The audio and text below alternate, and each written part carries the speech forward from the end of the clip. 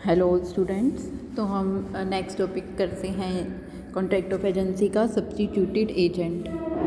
तो सेक्शन 194 क्या कहता है? Where an agent holding an express और implied authority to name another person to act for the principal in the business of the agency has named another person accordingly, such person is not a sub agent but an agent of principal for such part of business of agency as is interested to him. ठीक है कि जब किसी agent ने नियोक्ता की ओर से कार्य करने के लिए किसी अन्य व्यक्ति को नामांकित करने का स्पष्ट अथवा गर्भित अधिकार रखते हुए इस प्रकार किसी व्यक्ति को एजेंसी व्यापार में कार्य करने के लिए नामांकित कर दिया है, तो ऐसा व्यक्ति उप एजेंट नहीं होता बल्कि स्थानापन्न एजेंट होता है। कहने का मतलब क्या है कि एक सब्स्टिट्यूटेड एजेंट को एजेंट प्रिंसिपल की या एम्प्लॉयर की एक्सप्रेस या इम्प्लाइड अथॉरिटी से उसको अपॉइंट करता है। ठीक है, और ये एजेंट एम्प्लॉयर के अंडर काम करता है। ठीक है, और वो एम्प्लॉयर के लिए ही रिस्पॉन्सिबल होता है। सब एजेंट अलग होता है, सब एजेंट एजेंट के प्रति रिस्पॉन्सिबल होता है। ठीक है, और एजेंट जो है वो अपॉइंट करता है उसे। यहाँ पे एजेंट ही अपॉइंट कर रहा है, लेकिन जो है वो प्रिंसिपल के एक्सप्रेस या इम्प्लाइड अथॉरिटी से जो है इसको अपॉइंट किया जाता है, और ये प्रिंसिपल के प्रति रिस्पॉन्सिबल होता है। ठीक है, जैसे एक एग्जांपल लेते हैं हम कि ए अपने एजेंट बी को एक मान लो एक जहाज़ खरीदने का आदेश देता है। ठीक है, अब बी जो है सी को, जो कि एक रेप्यूटेड एक एक्सपर्ट है, ठीक है, जो कि इस जहाज़ वगैरह ख़रीदने के केस में एक एक्सपर्ट है, तो अब बी सी को अपॉइंट कर देता है। ठीक है, तो अब सी को जो अपॉइंट किया गया है, सी सब्स्टिट्यूटेड एजेंट है। ठीक है, अब मान लिया सी जहाज़ को ख़रीदने में, उसको चूज़ करने में कोई नेग्लिजेंस यूज़ करता है। ठीक है, और वो जहाज़ जो है समुद्र में नहीं चल पाता और वो डिस्ट्रॉय हो जाता है, तो इस केस में जो सी है वो बी के लिए रिस्पॉन्सिबल नहीं होगा, बल्कि वो ए के लिए रिस्पॉन्सिबल होगा। ठीक है, ना ही बी रिस्पॉन्सिबल होगा, क्योंकि बी ने तो जो है वो सही तरीके से अपॉइंट किया है पर्सन। तो यहाँ पे सी जो कि एक एक्सपर्ट अपॉइंट किया गया है, वो सी ए के लिए रिस्पॉन्सिबल होगा। तो यहाँ पे क्या है कि एजेंट्स ड्यूटी इन नेमिंग सब्स्टिट्यूटेड एजेंट, तो स्थानापन्न एजेंट को नामांकित करने में एजेंट का कर्तव्य है।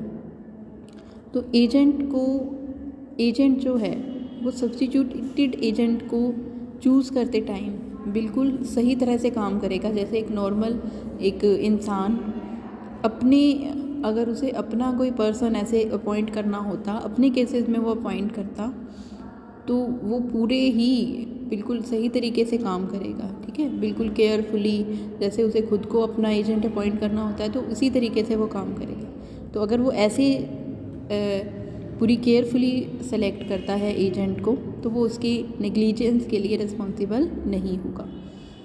ठीक है, तो अब डिफरेंस क्या है एजेंट, सब एजेंट और सब्स्टिट्यूटेड एजेंट में? तो सब एजेंट की जो एक अपॉइंटमेंट है वो कब की जा सकती है? जब ऐसी नियुक्ति व्यवसाय की साधारण प्रथा के अनुसार हो। ठीक है, जब ट्रेडिशन हो कि एक सब एजेंट को अपॉइंट करना है, या एजेंसी का नेचर ऐसा है कि सब एजेंट के बिना काम नहीं चल सकता, तब से सब एजेंट की अपॉइंटमेंट की जाती है। जबकि सब्स्टिट्यूटेड एजेंट की अपॉइंटमेंट एम्प्लॉयर से एक अथॉरिटी लेकर, ठीक है, चाहे वो एक्सप्रेस है या एम्प्लॉयड, अथॉरिटी के बाद ही सब्स्टिट्यूटेड एजेंट की अपॉइंटमेंट हो सकती है। अब जो सब एजेंट है वो एम्प्लॉयर जो सब्स्टिट्यूटेड एजेंट है वो एम्प्लॉयर के प्रिंसिपल के अंडर काम करता है। ठीक है, लेकिन जो सब एजेंट है वो एजेंट के कंट्रोल में काम करता है। ठीक है, उसके बाद नेक्स्ट क्या है कि सब एजेंट को रेम्यूनरेशन देने का जो लायबिलिटी है वो एजेंट की होती है।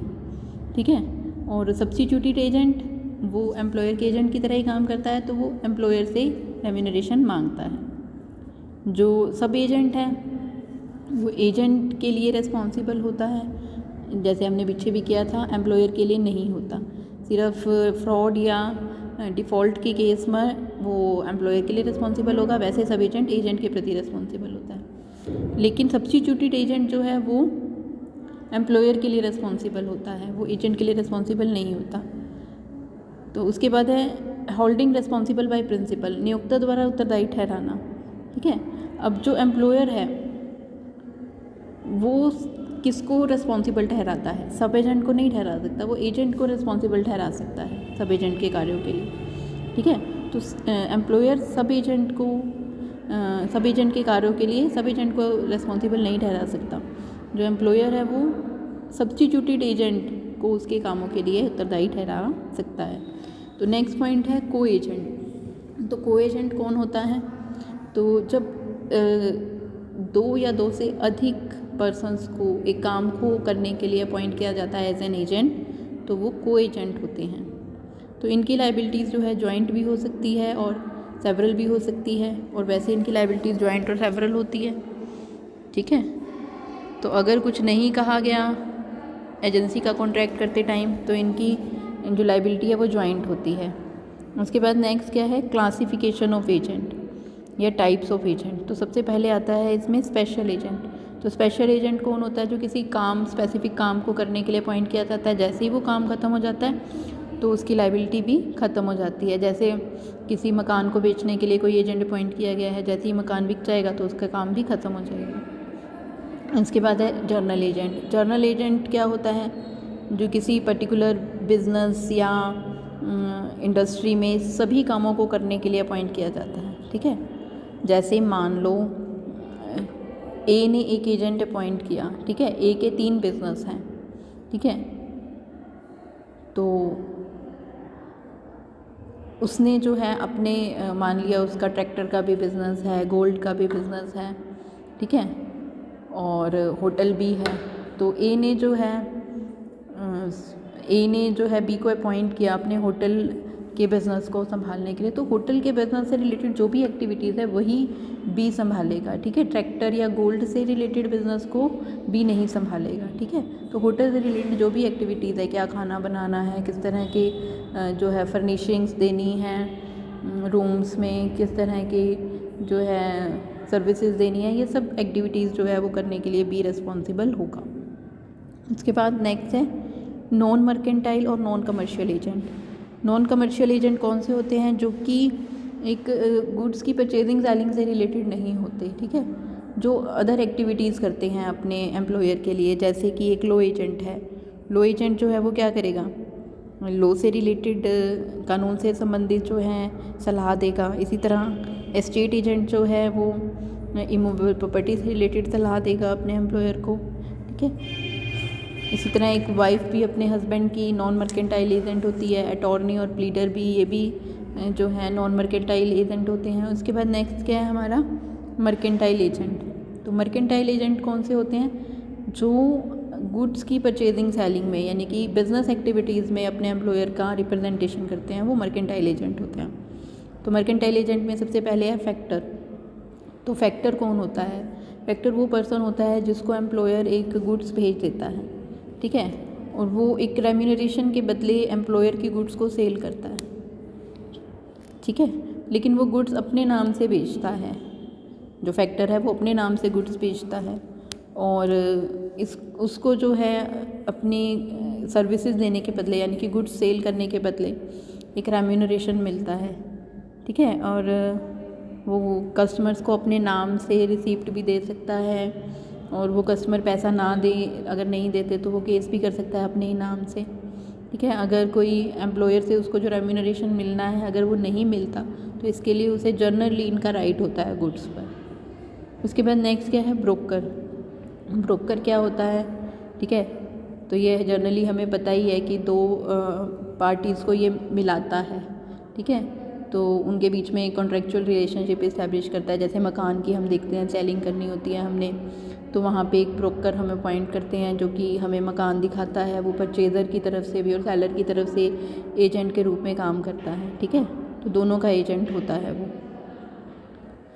तो उसे गुड्स का पोजेशन तो नहीं दिया जाता, लेकिन इसलिए उसको लीन भी नहीं मिलती गुड्स पे। ठीक है, उसे कमीशन मिलता है। उसके बाद नेक्स्ट क्या है? ऑक्शनियर। ऑक्शनियर कौन होता है? नीलाम करता। तो जैसे हमने पढ़ा था कि नीलामकर्ता या ऑक्शनियर क्या होता है, कमीशन के बदले सेलर के द्वारा अपॉइंट किया जाता है कि वो सेलर की गुड्स को नीलामी करता है। पहले तो वो सेलर का एजेंट होता है, लेकिन सेल करने के बाद वो बायर का भी एजेंट बन जाता है। सेलर और वैसे ऑक्शनियर और फैक्टर्स एक जैसे ही होते हैं, लेकिन इनमें लीन का डिफरेंस है। जैसे फैक्टर को जनरल लीन मिलती है, लेकिन ऑक्शनियर को जो है वो क्या मिलती है, पर्टिकुलर लीन मिलती है। ठीक है। इसके बाद कमीशन एजेंट। कमीशन एजेंट क्या होता है कि वो कमीशन के बेस पर गुड्स को या तो ख़रीदता है या बेचता है। वो मान लिया कमीशन लेता है और अपने एम्प्लॉयर के लिए गुड्स ख़रीदता है, तो उसका ये ड्यूटी बनती है कि वो कम से कम कीमत पर गुड्स ख़रीदे अपने एम्प्लॉयर के लिए। ठीक है। और अपने एम्प्लॉयर को वो गुड्स भेज दे। उसके बाद नेक्स्ट क्या है, del credere agent. Del credere agent कौन होता है? अब ये डेल क्रेडिटर कमीशन होती है जो हमने पीछे भी पढ़ी थी। तो del credere commission first year में ये टॉपिक आता है कि जब गुड्स क्रेडिट पे सेल की जाती हैं। ठीक है। जब आप किसी को गुड्स सेल करने के लिए देते हो, ठीक है, कंसाइनमेंट में भेजी जाती है, गुड्स सेल करता है वो पर्सन आपके बिहाफ पे। तो अब अगर डेटर्स क्रिएट होते हैं, ठीक है, तो डेटर से पैसा मिल जाए तो ठीक है, अगर नहीं मिला तो लॉस किसका होगा, एम्प्लॉयर को होगा। तो अब एक स्पेशल कमीशन दे दी जाती है, ठीक है, एजेंट को, ताकि वो अगर बैड डेट्स का लॉस होता है तो वो वही बियर करेगा। ठीक है। और वो जो कमीशन दी जाती है उसको वो होती है डेल क्रेडिटर कमीशन। ठीक है। कि अगर गुड्स क्रेडिट पे बेची हैं और अगर जो डेटर है वो पैसा नहीं देता तो वो एजेंट वो पैसा दे देगा। ठीक है। जैसे हमने एक्स को माल बेचा 10,000 का, लेकिन एक्स ने 5,000 ही दिए, 5,000 नहीं दिए। अगर हमने अपने एजेंट को डेल क्रेडिटर कमीशन दी है तो वो हमें पूरे 10,000 देगा। ठीक है। अगर नहीं दी तो वो हमें सिर्फ 5,000 ही देगा। उसके बाद नेक्स्ट क्या है, बैंकर। ठीक है। बैंकर, बैंक में जैसे हम पैसे जमा कराते हैं तो बैंकर और कस्टमर के बीच में एक डेटर और क्रेडिटर का रिलेशनशिप होता है। हमने बैंक में पैसे जमा कराए हैं तो बैंक हमें इंटरेस्ट देगा। और